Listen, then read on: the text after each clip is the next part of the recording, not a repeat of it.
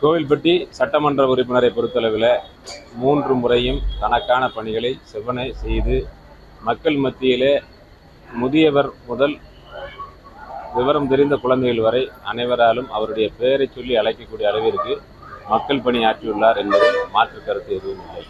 தொடர்ந்து கோவில்பட்டி நகருக்கு தேவையான பல்வேறு விஷயங்களை அவர் செய்திருக்கின்ற காரணத்தினாலே மீண்டும் வரும் காலங்களில் அவர் மீண்டும் சட்டமன்ற உறுப்பினராக வந்தால் அவர் விட்டு சென்ற பணியை தொடர்வதற்கான வாய்ப்பு இருக்கின்றது என்ற காரணத்தினால் நான் அவர்களுக்கு வாக்களிப்பேன். கோவில்பட்டி எம்எல்ஏ பொறுத்தளவு தூத்துக்குடி மாவட்டம் 6 சட்டமன்ற தொகுதியிலே நல்ல முக்கியமான வருமானம் வரக்கூடிய தொகுதி கோவில்பட்டி தொகுதி தான். தொடர்ந்து 15 வருட காலமாக ஒரே எம்எல்ஏ செயல்பட்டு வருகின்றார்.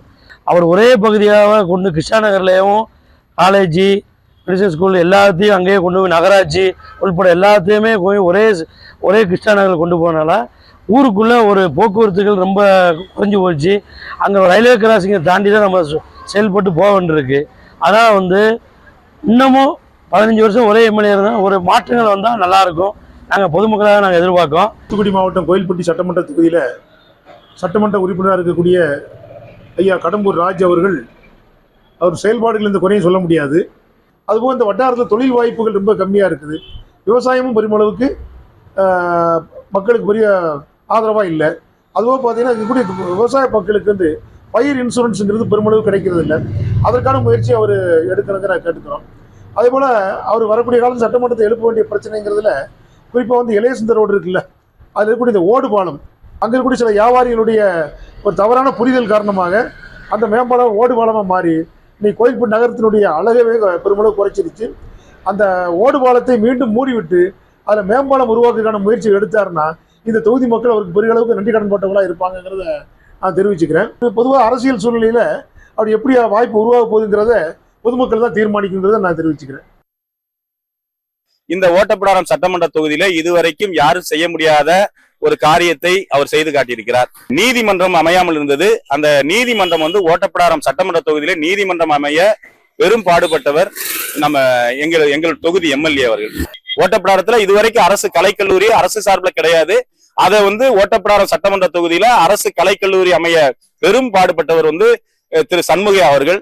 அவர் எங்கள் தொகுதிக்கு பல்வேறு நலத்திட்டங்களை செய்திருக்கார். அவர் தொடர்ந்து இந்த தொகுதியிலே அவருக்கு மீண்டும் கொடுத்தால் நல்ல மக்களுக்காக வரவேற்பு இருக்கும் என்பதில் எந்த விதமான ஐயப்பாடும் இல்லை என்பதை தெரிவித்துக் கொள்கிறேன். ஓட்டத்தரம் பகுதியில் முக்கியமா நம்மளோட கோரிக்கைகள் இருக்கு.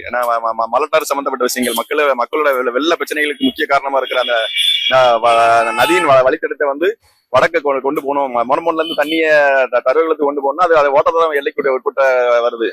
மாண்பு ஐயா சண்முகையா இந்த விஷயத்துல கொஞ்சம் கூர்ந்து கவனிச்சு ஒரு கருத்துக்களை கேட்டிருந்தாங்கன்னா எங்களோட புரிதலை நாங்க சொல்ல முடியும். நற்பணி செஞ்சாங்களா, யார் நற்பணி செஞ்சாலும் அவங்களுக்கு மக்கள் ஆதரவு ரெடியா இருக்கும். ஒரு நதி நீர் ஆதாரங்கிறது ஒரு முக்கியமான விஷயம். வெள்ள வடிகால்ங்கிறது தூத்துக்குடி ஒரு பிரச்சனையான விஷயமா இருக்கு. அந்த வடிகால் வடக்கு ஒரு வடிகால் போயிட்டுன்னா நல்ல ஒரு நிலைமை தூத்துக்குடி திரும்புவோம். ஊருக்குள்ள இருந்து போராடுறதுக்கு வடக்கு ஒரு கேனல் கொண்டு போயிடலாங்கிறது எங்களோட கோரிக்கை. எங்கள் சாத்தாங்குளத்தில் எங்கள் நேதாஜ் ஸ்போர்ட் கிளப்னு ஒரு சார்பாக அங்கே அவர் இளைஞர்களுக்காக அவர் தனி தொகுதியில் அவர் தனி சொந்த நிதியிலிருந்து எங்களுக்கு கிரவுண்டுக்கு உதவியெல்லாம் செஞ்சுருக்காங்க. நமது சிறுவைகுண்ட சட்டமன்ற தொகுதி எம்எல்ஏ அவர்கள் நிறைவேற்றி வைத்தார்கள். 40 ஆண்டுகளாக சீரமைக்கப்படாத நீர்த்தேக்க தொட்டியை அவர் அவருடைய ஃபண்டில் சீரமைத்திருந்தார். இன்னும் சொல்லப்போனால் அமன்வாங்குடி பகுதியில் தேவைப்படும் தரைப்பாலத்திற்கு மிக விரைவிலே அந்த தரைப்பாலத்தை அமைத்து தருவேன் என்று சொல்லியிருக்கிறார்.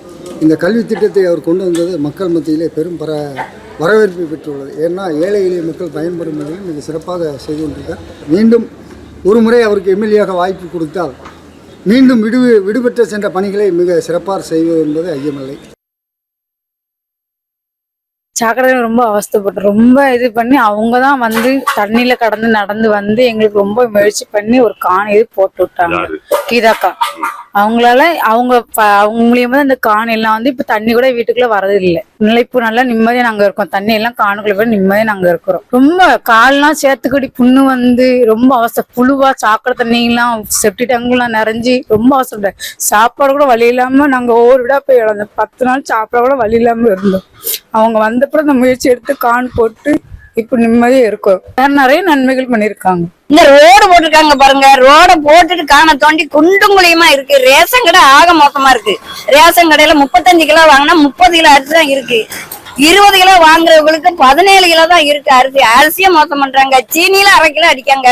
நான் கிருஷ்ணராஜபுரம் வார்டு ஆக பாடாதியா இருக்கு. கவுன்சிலர் வந்தானா கவுன்சிலரே அதை கண்டுக்கிடவே மாட்டாங்க. எப்பதான் இது மக்களுக்கு சேவை செய்ய போறாங்களே தெரியல. ஆனா அந்த ஆட்சி நல்ல ஆட்சியே கிடையாதுன்னு தான் நான் சொல்லுவேன். ஒரு கடினமான உழைப்பு. இப்ப மழை வெள்ளம் இருந்துன்னு பாத்தீங்கன்னா மத்தவங்க வேலை வாங்குவாங்க. அக்கா அப்படி கிடையாது.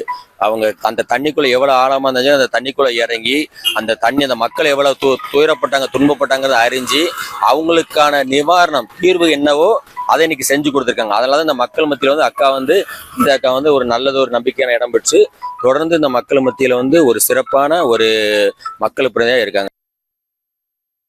எங்கள் தொகுதி எம்எல்ஏ மதிப்புக்குரிய மாண்புமிகு அமைச்சர் அனிதா ராதாகிருஷ்ணன் அவர்களோட செயல்பாடு வந்து கடந்த 5 ஆண்டுகளில் வந்து ரொம்ப திருப்தியாக இருக்குது. குறிப்பாக சொல்லணுன்னா அவர் வந்து ரொம்ப எளிமையாக யாரும் வந்து அவரை வந்து அணுகக்கூடிய விதத்தில் வந்து இருக்கக்கூடியவர். மக்களுக்கு ஒரு பிரச்சனை, இங்கே உள்ள மக்களுக்கு பிரச்சனைனா உடனே முதல்ல வந்து ஓடி வந்து அவங்க தான் அனுப்பாங்க. குறிப்பாக சொல்ல போனால் நிறைய அடிப்படை வசதிகளை வந்து இந்த கடந்த 5 ஆண்டுகளில் நிறைய நிறைவேற்றப்பட்டிருக்கு. இந்த திருச்செந்தூர் சட்டமன்ற தொகுதியில் சாலை வசதியாக இருக்கட்டும், குடிதண்ணீர் வசதியாக இருக்கட்டும், மற்றபடி அங்கன்வாடி, மருத்துவ உதவி திட்டம், அனைத்து அரசாங்கத்தினுடைய அனைத்து திட்டங்களும் வந்து சிறப்பாக அந்த தொகுதியில் வந்து நிறைவேற்றிக்கிட்டு இருக்காங்க. அவர் நல்லது பண்ணது இருக்கட்டு, மற்றபடி ஊருக்கு ஒன்றுமே பண்ணலை.